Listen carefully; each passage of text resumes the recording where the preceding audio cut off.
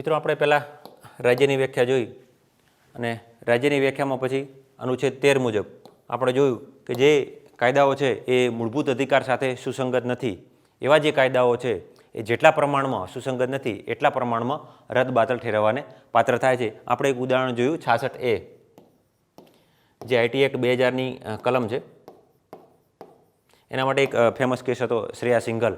એ કેસમાં સુપ્રીમ કોર્ટે જજમેન્ટ આપ્યું કે જે આ 66A છે એ વાણીની અભિવ્યક્તિના અધિકારની વિરુદ્ધમાં છે એટલે સુપ્રીમ કોર્ટે એને નલ એન્ડ વોઇડ જાહેર કર્યું છે. એટલે આ જ રીતે આપણે અનુચ્છેદ 13 છે એ છે સુપ્રીમ કોર્ટ તેમજ હાઈકોર્ટને જ્યુડિશિયલ રિવ્યૂના પાવર આપે છે. ઉપરાંત મૂળભૂત અધિકાર સાથે સુસંગત ના હોય તેવા કાયદાઓને રદબાતલ ઠેરવવા માટે કરીને પણ સુપ્રીમ કોર્ટ તેમજ હાઈકોર્ટને પાવર આપે છે. આપણે કાયદાની વ્યાખ્યા જોઈએ એકવાર ફરી વિગતવાર કે કાયદાની વ્યાખ્યા છે કાયદો એ દેશની સંસદે બનાવેલું હોય કે જેનું નેચર પરમાનન્ટ છે અથવા કાયમી પ્રકારનું સ્વરૂપ ના હોય અથવા જેનું જે સ્વરૂપ છે એ ઇનપર્મનન્ટ છે અથવા નોન પરમાનન્ટ છે. તો નોન પરમાનન્ટ સ્વરૂપના કાયદાઓ એટલે કેવા કે જેને આપણે ઠરાવ છે અથવા ઘણીવાર એવું થાય છે કે જે રાષ્ટ્રપતિ છે એ વટહુકમ જાહેર કરતા હોય છે એ પરમાનન્ટ કાયદો નથી. હા, બંને ગૃહ પસાર કરે પછી એ પરમાનન્ટ કાયદો થાય છે એટલે એનો પણ આમાં સમાવેશ થઈ જાય છે. કારોબારી ના જે ઠરાવો હોય છે, જોગવાઈઓ હોય છે, સૂચનાઓ હોય છે, યાદીઓ હોય છે એનો પણ કાયદાની વ્યાખ્યામાં સમાવેશ થઈ જાય છે. ધારાકીય અંગોના કાયદાઓ તો સમાવેશ થઈ જાય છે સંસદના અને વિધાનમંડળના.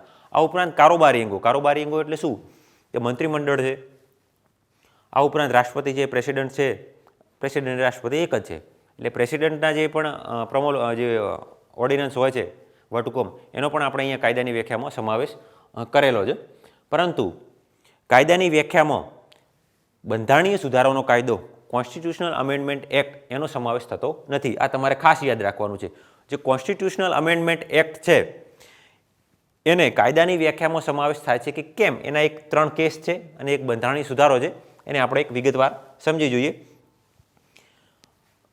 જ્યારે મૂળભૂત અધિકારો છે એ જે મૂળ બંધારણ અમલી થયું એમાં 7 પ્રકારના મૂળભૂત અધિકારો હતા. પરંતુ 44માં બંધારણીય સુધારા 1978 દ્વારા જે સંપત્તિનો અધિકાર છે એને મૂળભૂત અધિકારોમાંથી કટ કરી અને બંધારણીય અધિકારો એટલે કે ભાગ 12માં અનુચ્છેદ 300A સામેલ કરી દેવામાં આવ્યો છે. કયો? પ્રોપર્ટી એટલે કે સંપત્તિનો અધિકાર. ભાગ 12માં અનુચ્છેદ 300A મિલકતનો અધિકાર હજુ પણ બંધારણીય અધિકાર છે પરંતુ એ મૂળભૂત અધિકાર નથી. શું છે? મિલકતનો અધિકાર એ મૂળભૂત અધિકાર નથી. હજુ પણ એકવાર કહું છું કે મિલકતનો અધિકાર એ મૂળભૂત અધિકાર નથી. બંધારણીય અધિકાર છે તેમજ કાયદાકીય અધિકાર પણ છે. એટલે કાયદાની વ્યાખ્યામાં આપણે જોઈએ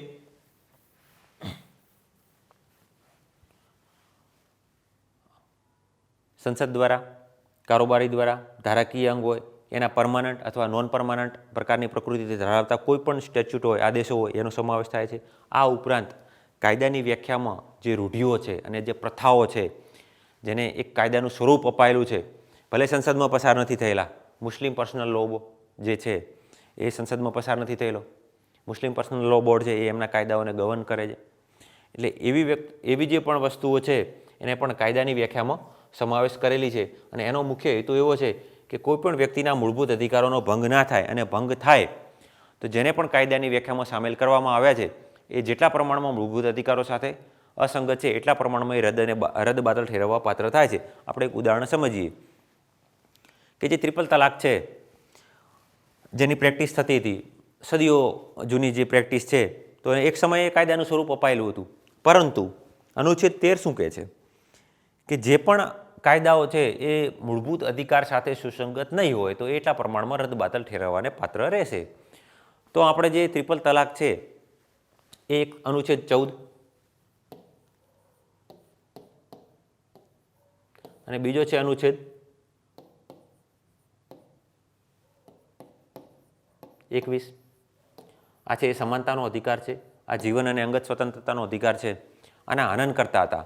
પરિણામે સુપ્રીમ કોર્ટે સાયરાબાનો કેસમાં જે ટ્રિપલ તલાક છે એને બેન કરેલું છે અને ત્યારબાદ Muslim women's protection of right act લાવી અને ટ્રિપલ તલાકને કાયદા દ્વારા ગેરબંધારણીય ઠેરવેલ છે.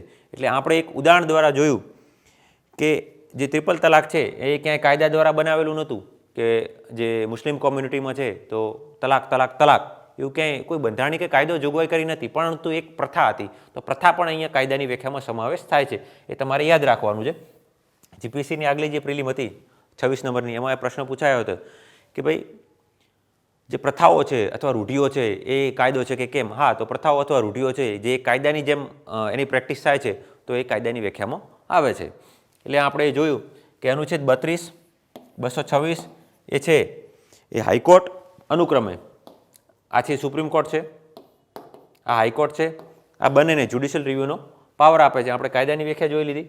અને મૂળભૂત અધિકારો સાથે અસંગત હોય એવા કાયદાઓ રદબાતલ ઠેરવવાને પાત્ર થાય છે. આપણે જોયું કે જે બંધારણીય સુધારાનો કાયદો છે, કોન્સ્ટિટ્યુશનલ અમેન્ડમેન્ટ એક્ટ, એ છે એ કાયદાની વ્યાખ્યામાં સમાવેશ થતું નથી. એના માટે આપણે કરીને 3 જે ફેમસ કેસ છે, આમ તો 4 છે પરંતુ જે 3 મુખ્ય છે એ જોઈએ. પહેલો છે શંકરી પ્રસાદ.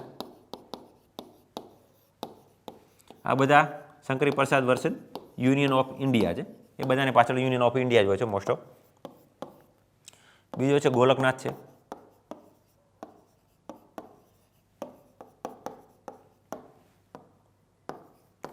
ત્રીજો છે કેશવાનંદ ભારતી કેસ. આ બહુ ફેમસ કેસ છે, જ્યાંથી આપણે ક્રમાનુસાર જે કેસ બન્યા, સુપ્રીમ કોર્ટે જે જજમેન્ટ આપ્યા એની સામે સંસદ છે એમણે એક પ્રતિક્રિયા આપી બંધારણીય સુધારાના ભાગરૂપે, અને પરિણામે છેલ્લે આપણને 1973માં જે કહીએ છીએ કે જે મૂળભૂત માળખું છે, બેઝિક સ્ટ્રક્ચર છે, એનો ખ્યાલ ઉદ્ભવ્યો. તો શંકરી પ્રસાદમાં એવું કીધું કે જે મૂળભૂત અધિકારો છે એ બંધારણનો જે અનુચ્છેદ 368 છે, જે બંધારણીય સુધારાની પ્રક્રિયા, એ મુજબ એમાં સુધારો કરી શકે છે. અને સંસદને પાવર છે, એ કોઈ પણ મૂળભૂત અધિકારને એમેન્ડ કરી શકે છે અને પાછા લઈ શકે છે, સુધારો કરી શકે છે. પરંતુ આ જ વસ્તુને સુપ્રીમ કોર્ટે એના ગોલકનાથ કેસમાં છે એને ઓવરરૂલ કરી દીધી, એટલે ભિન્ન ચુકાદો આપ્યો. ભિન્ન ચુકાદો એવો આપ્યો ગોલકનાથ કેસમાં, સુપ્રીમ કોર્ટે એવું કીધું કે સેન્ક્રોસેન્ટ પ્રકારના છે, જે મૂળભૂત અધિકારો છે એ પવિત્ર છે, સેન્ક્રોસેન્ટ છે, એમાં સુધારો કરી શકાય નહીં, કે એને સંસદ છે એ પાછા ના લઈ શકે, એટલે એમાં એમેન્ડમેન્ટ ના કરી શકાય, એવું સુપ્રીમ કોર્ટે ગોલકનાથ કેસમાં શંકરી પ્રસાદ જે કેસ હતો એની વિરુદ્ધમાં ચુકાદો આપ્યો. એની પ્રતિક્રિયા રૂપે 24મો બંધારણીય સુધારો,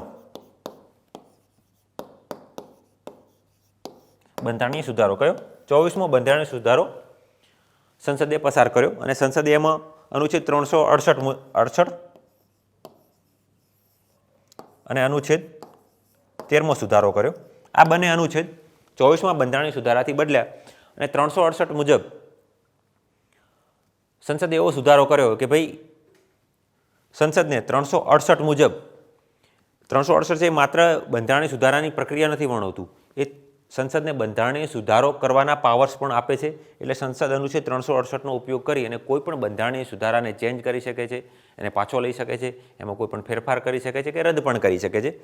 અને અનુચ્છેદ 13 મુજબ છે કે આવા જે સુધારો છે એને કોઈ પણ કોર્ટમાં પડકારી શકાશે નહીં, એવી જોગવાઈ કરી. પરંતુ જે કોઈ પણ કોર્ટમાં પડકારી શકાશે નહીં, એ કેશવાનંદ ભારતી કેસમાં સુપ્રીમ કોર્ટે એને રદબાતલ ઠેરવી રાખ્યું. કારણ કે જે જ્યુડિશિયલ રિવ્યૂ છે એ બેઝિક માળખું અથવા બેઝિક સ્ટ્રક્ચર અથવા મૂળભૂત માળખાનું અંગ છે. એના માટે કરીને અનુચ્છેદ 13માં જે સુધારો કરાયો હતો કે કોઈ પણ કોર્ટમાં ચેલેન્જ ના કરી શકાય, એને સુપ્રીમ કોર્ટે રદબાતલ ઠેરવ્યું. પરંતુ સુપ્રીમ કોર્ટે એવું કીધું કે જે કોન્સ્ટિટ્યુશનલ અમેન્ડમેન્ટ એક્ટ છે,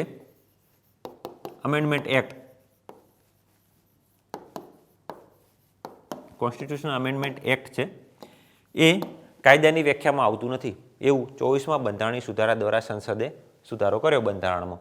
અને કેશવાનંદ ભારતી કેસમાં સુપ્રીમ કોર્ટે એને અપહેલ્ડ પણ રાખ્યું, વેલિડ પણ રાખ્યું કે નહીં, કે ભાઈ જે બંધારણીય સુધારાનો કાયદો છે એ કાયદાની વ્યાખ્યામાં આવતું નથી. આ ગોખી નાખજો. મેન્સમાં પૂછાય છે, પ્રિલિમમાં પણ પૂછાય છે, અને પ્રિલિમમાં આમાંથી પ્રશ્ન પણ પૂછાઈ ગયા છે કે જે ભાઈ કોન્સ્ટિટ્યુશનલ અમેન્ડમેન્ટ એક્ટ છે એ કાયદાની વ્યાખ્યામાં આવે છે કે નથી આવતું. તો નથી આવતું. કેવી રીતે નથી આવતું? એક તો કે 24મા બંધારણીય સુધારા દ્વારા સુધારો કરાયો, કે કારણ કે ગોલકનાથ કેસમાં સુપ્રીમ કોર્ટે એવું કીધું કે બંધારણીય સુધારાનો જે કાયદો છે એ પણ કાયદાની વ્યાખ્યામાં આવે છે, એટલે બંધારણીય સુધારા દ્વારા જો કોઈ પણ મૂળભૂત અધિકાર પાછો ખેંચો લીધો હોય તો એ પણ રદબાતલ ઠરવાને પાત્ર છે. અને બીજું 24મો સુધારો છે. અને બાકી 1973નો જે કેશવાનંદ ભારતી કેસ છે એમાં પણ સુપ્રીમ કોર્ટે જણાવ્યું કે ભાઈ જે કાયદો છે, બંધારણીય સુધારાનો કાયદો છે એ કાયદાની વ્યાખ્યામાં આવતો નથી. એટલે તમે આ ગોખી રાખજો કે બંધારણીય સુધારાનો કાયદો એ કાયદાની વ્યાખ્યામાં આવતો નથી. બાકી આપણે જોયું કે ભાઈ સંસદના વિધાનમંડળના પરમાનન્ટ, નોન પરમાનન્ટ, કારોબારીના નોન પરમાનન્ટ, પરમાનન્ટ, એક બધા કારોબારી આદેશો છે એ કાયદાની વ્યાખ્યામાં આવે છે અને આવે છે. એટલે આપણે એ જોઈ લીધું કે જે અધિકારો જે કાયદો છે મૂળભૂત અધિકારો સાથે સુસંગત નથી, એ જેટલા પ્રમાણમાં સુસંગત નથી એટલા જ પ્રમાણમાં એ રદ બાતલ ઠેરવવાને પાત્ર થાય છે. આ જોયું આપણે અનુચ્છેદ 12 રાજ્યની વ્યાખ્યા, અનુચ્છેદ 13 જોયું જે જ્યુડિશિયલ રિવ્યૂ અને મૂળભૂત અધિકારો સાથે સુસંગત ના હોય તેવા કાયદાઓને રદ બાતલ ઠેરવે છે. આ બંને અધિકારોને આપણે વિસ્તૃત જોગવાઈ જોઈ. અહીંયાથી પ્રિલિમમાં પણ ક્વેશ્ચન આવે છે, મેન્સમાં પણ આવે છે. આપણે જોઈએ નેક્સ્ટ. પહેલો મૂળભૂત અધિકારો આપણે અહીંથી ભણવા જઈ રહ્યા છીએ. જે મુખ્ય 6 અધિકારો છે, આમ તો 7 હતા. મૂળ બંધારણ અમલી બન્યું, ક્યારેક આવો ટ્રિકી ક્વેશ્ચન પૂછી શકે.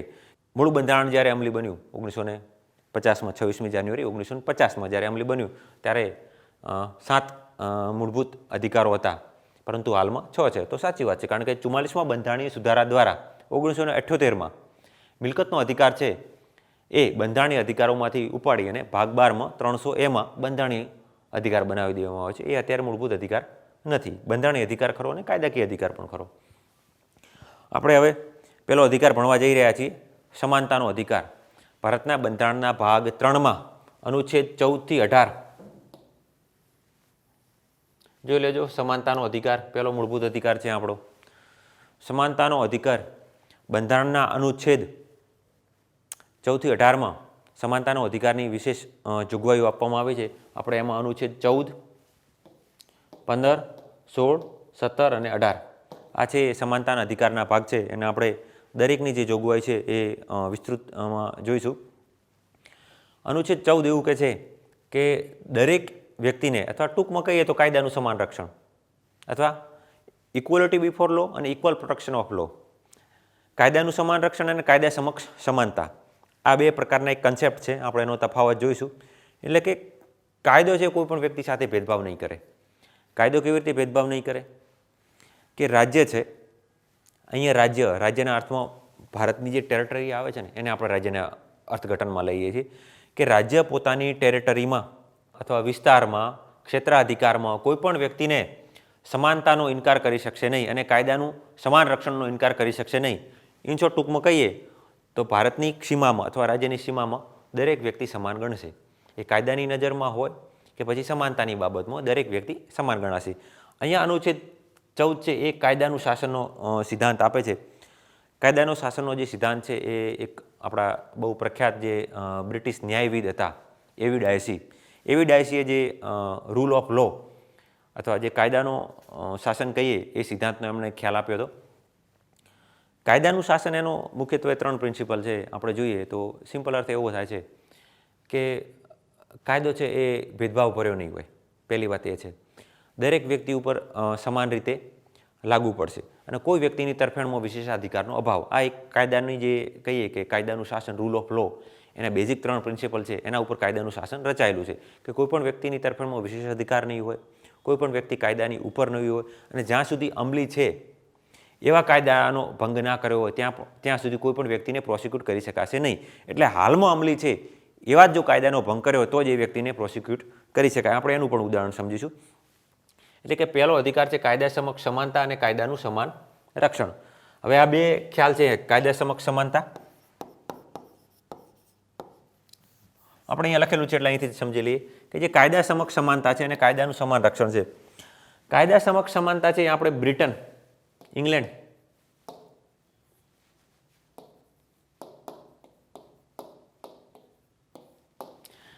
ઇંગ્લેન્ડમાંથી ખ્યાલ લીધેલો છે. કાયદા સમક્ષ સમાનતા અને કાયદાનું સમાન રક્ષણ એ આપણે અમેરિકામાંથી લીધેલો છે.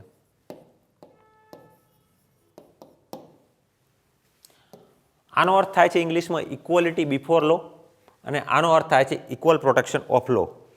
બંનેનો તફાવત જોઈએ કે જે કાયદા સમક્ષ સમાનતા છે, ઇક્વલિટી બિફોર લો, એના જે સિદ્ધાંત જોઈએ કે બંનેમાં એક સૂક્ષ્મ ભેદભાવ છે અથવા એક પાતળી રેખા છે કે જે બંનેના વચ્ચેના ભેદભાવને સ્પષ્ટ કરે છે અથવા તફાવત સ્પષ્ટ કરે છે.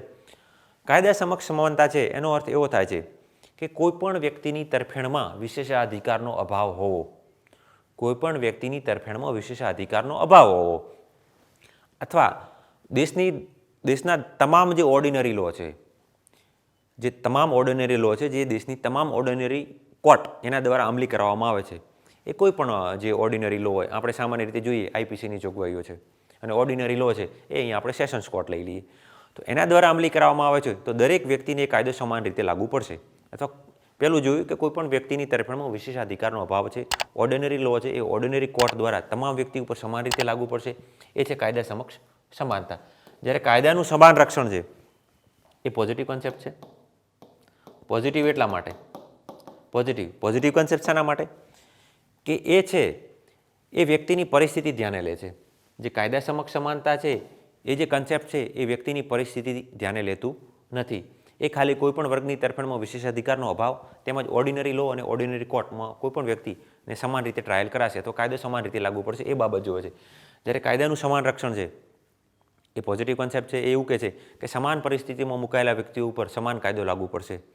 અને આ ઉપરાંત equal will be treated like equal અને અનઇક્વલ ટ્રીટેડ લાઇક બી અનઇક્વલ. એટલે કહેવાનો અર્થ એ છે કે સમાન રીતે સમાન વ્યવહાર અને અસમાન સાથે અસમાન વ્યવહાર થશે, એવું અનુચ્છેદ 14નું જે કાયદાનું જે સમાન રક્ષણ છે એ સિદ્ધાંતનો અર્થ થાય છે. પરંતુ આપણે અહીંયા જોયું કે રાજ્ય કોઈ પણ વ્યક્તિને એના ટેરેટરીમાં સમાનતાનો ઇનકાર કરશે નહીં અને કાયદાનું સમાન રક્ષણનો ઇનકાર કરશે નહીં. છતાં એમાં કેટલીક જોગવાઈઓ એવી છે કે જે આપણને આ ઉપરનો જે અનુચ્છેદ જોયો ને એને કોન્ટ્રાડિક્ટરી અથવા વિરોધાભાસી લાગશે. જેમ કે રાષ્ટ્રપતિ અને રાજ્યપાલ છે અનુચ્છેદ 361 મુજબ, તો એમને જે છે એ જે આ કાયદાનું સમાન રક્ષણ છે એની સાથે એમને થોડાક વિશેષ અધિકારો આપવામાં આવેલા છે. સિમ્પલી રીતે જ્યારે રાષ્ટ્રપતિ અને રાજ્યપાલ એ પોતાના હોદ્દો છે એ સંભાળતા હોય ત્યારે એમના ફરજો અને પાવર્સના ભાગરૂપ એમને જો કોઈ પણ નિર્ણય લીધેલા હોય તો એમના ઉપર ક્રિમિનલ કે સિવિલ જે દાવો છે મુકદમો કરી શકાશે નહીં. એ તો ક્રિમિનલ અને સિવિલ છે એ કાર્યવાહીમાંથી એમને મુક્તિ આપવામાં આવેલી છે. આ ઉપરાંત જે ડિપ્લોમેટ્સ છે જેને આપણે વિદેશી રાજદૂતો કહીએ છીએ, આ ઉપરાંત યુએનની એજન્સીઓ છે, યુનાઇટેડ નેશન ઓર્ગેનાઇઝેશન, એના જે ડિપ્લોમેટ અને પદાધિકારીઓ છે એના ઉપર પણ કોઈ ક્રિમિનલ કે સિવિલ પ્રોસિજર હાથ ધરી શકાશે નહીં. આ ઉપરાંત અનુચ્છેદ 194 અને 105 જે સંસદીય વિશેષ અધિકારો છે, જે સંસદના સભ્યો તેમજ આપણાને જે એટર્ની જનરલ હોય છે અથવા સમિતિના કોઈ પણ સભ્યો હોય છે એમને પ્રાપ્ય હોય છે, તો એ પણ જો સંસદીય કાર્યવાહી દરમિયાન કોઈ સમિતિ સમક્ષ કે સંસદમાં આપેલા નિવેદન માટે કોઈ પણ કોર્ટને જવાબદાર નથી. એટલે એમને પોતાનો જે સંસદીય જે ફરજો છે એનું સારી રીતે નિર્વહન કરી શકે એના માટે કરી અને એક વિશેષ અભિવ્યક્તિ અથવા ઉન્મુક્તિ અથવા છૂટછાટ અથવા પ્રતિરક્ષા એ એમને અહીંથી ઇમ્યુનિટી, ઇંગ્લિશમાં કહીએ તો ઇમ્યુનિટી આપેલી છે. પરંતુ હા, રાષ્ટ્રપતિ ઉપર જે દીવાની પ્રક્રિયા છે એ હાથ ધરી શકાય, પણ એ ક્યારે? 2 માસની નોટિસ, પૂર્વ નોટિસ. રાષ્ટ્રપતિ ઉપર દીવાની કાર્યવાહી 2 માસની પૂર્વ નોટિસ આપીને જ હાથ ધરી શકાય, પરંતુ જ્યારે તે પોતાના હોદ્દા ઉપર છે ત્યારે એમને કોઈપણ ક્રિમિનલ, દીવાની તેમજ ફોજદારી પ્રક્રિયા છે એના માટે એ લાયેબલ નથી. ત્યારબાદ એક કન્સેપ્ટ છે ડ્યુ પ્રોસેસ ઓફ લો અને પ્રોસિજર એસ્ટાબ્લિશ બાય લો. કાયદા દ્વારા સ્થાપિત પ્રક્રિયા અને કાયદાનું ઉચિત શાસન. આ એક પણ કન્સેપ્ટ છે જેવો આપણે જોયું કે કાયદા સમક્ષ સમાનતા અને કાયદાનું સમાન રક્ષણ, એવી રીતે જ એક પ્રક્રિયા છે કાયદા દ્વારા સ્થાપિત પ્રક્રિયા અને કાયદાની ઉચિત પ્રક્રિયા. જે કાયદા દ્વારા સ્થાપિત પ્રક્રિયા છે એ આપણે જાપાનમાંથી લીધેલી છે. એનો અર્થ એવો થાય છે કે કોઈ પણ વૈધ સંસ્થા, સોવરેન બોડી એટલે કે સંસદ દ્વારા જો કોઈ પણ કાયદો બનાવેલો હોય યોગ્ય રીતે અને એ કાયદાની જોગવાઈનું પાલન થયું હોય તો એ પ્રક્રિયા યોગ્ય અને ન્યાયી છે. એ થયું કાયદા દ્વારા સ્થાપિત પ્રક્રિયા. ક્યાંથી લીધું? જાપાનમાંથી લીધું. ડ્યુ પ્રોસેસ ઓફ લો એ અમેરિકામાંથી લીધેલું છે અને પ્રોસિજર એસ્ટાબ્લિશ બાય લો એ આપણે જાપાનમાંથી લીધેલું છે.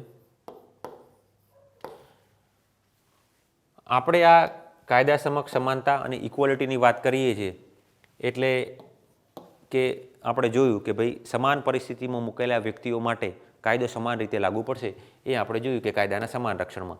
એટલે 1-2 કેસ થયા હતા બહુ ફેમસ છે કે જે એક ગોપાલન કેસ હતો જે 1950માં બન્યો અને એક મેનકા ગાંધી હતો જે 1978માં બન્યો. એ બંનેમાં આપણે સુપ્રીમ કોર્ટે જે વારાફરતી જજમેન્ટ આપ્યા એમાં કાયદા દ્વારા સ્થાપિત પ્રક્રિયા અને ડ્યુ પ્રોસેસ ઓફ લો આ બંનેનું એક વિગતવાર એમણે અવલોકન આપ્યું. અને જે આપણે જે પહેલાં ખ્યાલ સ્વીકારેલો હતો પ્રોસિજર એસ્ટાબ્લિશ બાય લો એને ચેન્જ કરીને ડ્યુ પ્રોસેસ ઓફ લો કરી એ આપણે જોઈએ. જે ગોપાલન કેસ હતો એમાં સુપ્રીમ કોર્ટે એવું પ્રસ્થાપિત કર્યું કે જ્યારે સંસદે બનાવેલો કોઈ પણ કાયદો એનું જો જે પ્રક્રિયા દર્શાવેલી છે એમાં જો એ અમલી થાય છે તો એ કાયદો વૈધ અને ન્યાયી છે. દાખલા તરીકે કોઈ પણ વ્યક્તિ આપણે કોઈ પણ એક કાયદાના ઉદાહરણ દ્વારા સમજીએ કે જે પ્રિવેન્શન ડિટેન્શન એક્ટ છે એમાં કોઈ પણ વ્યક્તિને ગુનો કર્યો હોય એની પહેલાં ધરપકડ કરવાની જોગવાઈઓ છે. ગુનો કર્યો હોય એની પહેલાં એટલે કે એવું લાગે કે આ વ્યક્તિની ધરપકડ કર્યા વગર કોઈ કોગ્નિઝેબલ ઓફેન્સ નિવારી શકાશે નહીં અથવા ધરપકડ કરશું તો જ એનો ગુનો જે બનાવવાનો છે એને આપણે નિવારી શકીશું. તો એ વ્યક્તિની આઝાદીની જે અધિકાર છે એને છીનવતો એક કાયદો છે કે હજુ ગુનો નથી કર્યો એની પહેલાં તમે એને અટકાયતમાં લો છો. તો એ બાબતનો જે ગોપાલન કેસ હતો, ગોપાલન કેસમાં એવું કીધું કે જો કાયદા દ્વારા જે પ્રક્રિયા બનાવવામાં આવી છે એ જો ફોલો કરાય છે તો કાયદો ન્યાયી છે. પરંતુ આ જ વસ્તુને જે મેનકા ગાંધી કેસ હતો 1978ના એમાં સુપ્રીમ કોર્ટે ઓવર રૂલ કરી અને એવું કીધું કે જે પ્રોસિજર એસ્ટાબ્લિશ બાય લો છે એટલે કે કોઈ પણ કાયદો છે એ ખાલી કાયદાની પ્રક્રિયા જ જે બનાવવાની પ્રક્રિયા છે એ ન્યાય ના હોવો જોઈએ, પણ કાયદો ખુદ એની પ્રકૃતિમાં વાજબી, યોગ્ય અને ન્યાયી હોવો જોઈએ. વાજબી, યોગ્ય અને ન્યાયી હોવો જોઈએ. આપણે જે ટ્રિપલ તલાક જોયો કે મુસ્લિમ પર્સનલ લો બોર્ડ જેવી રીતે બને, આપણે પછી 377 જોયું. 377 આઈપીસીમાં આપણે જોયું આટલા સમયથી ચાલ્યું આવતું હતું, સંસદના બંને ગૃહમાં બિલ પસાર થયું, રાષ્ટ્રપતિએ સહી કરી, એ ટાઈમે તો અંગ્રેજો હતા તો એમના ગવર્નર જનરલે સાઇન કરી, તો એ રીતે કાયદો બન્યો. તો કાયદો તો યોગ્ય છે તો પણ 377 કેમ રદ કરી? હોમોસેક્સ્યુઅલિટીની જે કલમ હતી એ 377 કેમ રદ કરી? કે ભાઈ એ છે એ અનુચ્છેદ 21 એટલે વ્યક્તિના જીવન અને અંગત સ્વતંત્રતાનું હનન કરતું હતું, એના માટે કરીને 377 રદ કરી. શેના માટે? કે ભાઈ એ કાયદો તો ઠીક છે એની પ્રોસેસ જે હોય, પરંતુ એ કાયદો પણ ડ્યુ પ્રોસેસ ઓફ લો, કાયદો પણ વાજબી, ઉચિત અને ન્યાય હોવો જોઈએ. જો કાયદો દ્વારા જે પ્રક્રિયા છે એ ગમે હોય પણ કાયદો જે મૂળ બન્યો છે એ પણ વાજબી, ઉચિત અને ન્યાયી હોવો જોઈએ. એટલે પહેલાં એક આ જે પ્રોસિજર એસ્ટાબ્લિશ બાય લો છે એક થોડોક નેરો કોન્સેપ્ટ છે, અને જ્યારે ડ્યુ પ્રોસેસ ઓફ લો છે એ આપણે મેનકા ગાંધી કેસમાં સુપ્રીમ કોર્ટે પ્રસ્થાપિત કર્યું એક વાઇડર કન્સેપ્ટ છે કે કાયદો બનાવો એ પણ વાજબી, ઉચિત અને ન્યાય હોવો જોઈએ. કે જેમ કે આ 377ની કલમ છે, 66A છે, આ જે છે એ યોગ્ય કાયદા દ્વારા જ બની હતી. 2000નો કાયદો છે આઈટી એક્ટ, બંને ગૃહમાં બિલ પસાર થયું, કાયદો પસાર થયો, પરંતુ એ વાણીને અભિવ્યક્તિના અધિકાર ઉપર તરાપ મારતું હતું. તો પરિણામે એને જે પ્રક્રિયા પોલીસે કરી એ તો કાયદા મુજબની જ હતી, પરંતુ આ જે 66A છે એ વ્યાજબી, યોગ્ય અને ન્યાયી નથી. કેવી રીતે નથી? તો એ મૂળભૂત અધિકારનો ભંગ કરતી હતી વાણીને અભિવ્યક્તિના. એના માટે કરીને સુપ્રીમ કોર્ટે શ્રેયા સિંગલના કેસમાં એને રદબાતલ ઠેરવી દીધી. એટલે આપણે જોયું કે અનુચ્છેદ 14 છે એ કાયદાનું સમાન રક્ષણ, ઇક્વલ પ્રોટેક્શન ઓફ લો અને ઇક્વલિટી બિફોર લો આપણે જોયું. ત્યારબાદ જોયું અનુચ્છેદ 15 જોઈએ. અનુચ્છેદ 15 એવું કહે છે ફક્ત. શબ્દ શું વપરાય છે? અહીંયા પહેલો શબ્દ વપરાય છે ફક્ત. અહીંયા પ્રથમ શબ્દ આવે છે ફક્ત. ફક્ત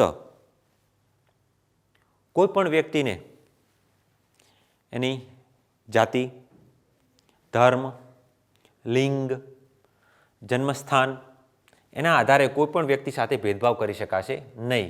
કેટલા શબ્દો છે? ધર્મ છે, વંશ છે, જાતિ છે, લિંગ છે અને જન્મસ્થાન. ફક્ત શબ્દ વપરાય છે ફક્ત. કોઈ પણ વ્યક્તિને એના ધર્મ છે, જાતિ છે, વંશ છે, લિંગ છે અને જન્મના સ્થાનના આધારે કોઈ પણ વ્યક્તિ સાથે રાજ્ય ભેદભાવ કરશે નહીં. આ અધિકાર છે અનુચ્છેદ જે 15 છે એ વ્યક્તિ સામે પણ ઉપલબ્ધ છે ને રાજ્ય સામે પણ ઉપલબ્ધ છે. આપણે જોઈએ કે તળાવો છે, કૂવાઓ છે, જાહેર સ્થાનો છે, રોડ છે, આ બધી બાબતોમાં છે એના પ્રવેશવાની જોગવાઈઓ, બગીચા છે, એમાં રાજ્ય કોઈ પણ વ્યક્તિને ધર્મના આધારે, એના લિંગના આધારે કે એના જન્મસ્થાનના આધારે રાજ્ય કોઈ પણ ભેદભાવ કરશે નહીં. અને જે એની જે 15B જે બીજી જોગવાઈ છે એ રાજ્ય સામે તેમજ ખાનગી લોકો સામે ઉપલબ્ધ છે. એ એવું કહે છે કે કોઈ જાહેર પાર્ક હોય, હોટલ હોય, કૂવો હોય, તેમાં તમામ વ્યક્તિઓને કોઈ પણ જાતના ભેદભાવ વગર સમાન રીતે એમનો એક્સેસ મળે છે. એટલે કે જે આ 15 છે એ વ્યક્તિ સામે તેમજ રાજ્યો બંને સામે ઉપલબ્ધ છે. પરંતુ અહીંયા આપણે શબ્દ વાપર્યો છે કે ફક્ત આ બાબતોને આધારે ભેદભાવ ના કરી શકાય, પરંતુ ફક્ત લખ્યું છે કે એટલે આ સિવાયની બાબતોના આધારે ભેદભાવ કરી શકાય.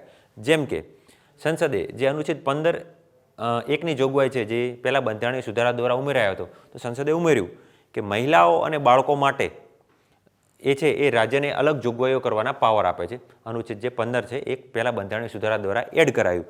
એ રાજ્યને પાવર આપે છે કે રાજ્ય છે એ મહિલાઓ અને બાળકોની તરફેણમાં કોઈ પણ વિશેષ અધિકાર ધરાવતો કાયદો બનાવી શકાય છે. આપણે ઉદાહરણ જોઈએ કે એ પાવરનો ઉપયોગ કરી અને મહિલાઓ માટે આપણે 73 અને 74માં જે સુધારો છે, 73મો અને 74મો સુધારો છે, એના દ્વારા મહિલાઓ માટે સ્થાનિક સ્વરાજ્યની સંસ્થાઓમાં છે એ 33% અનામતની જોગવાઈ કરી છે.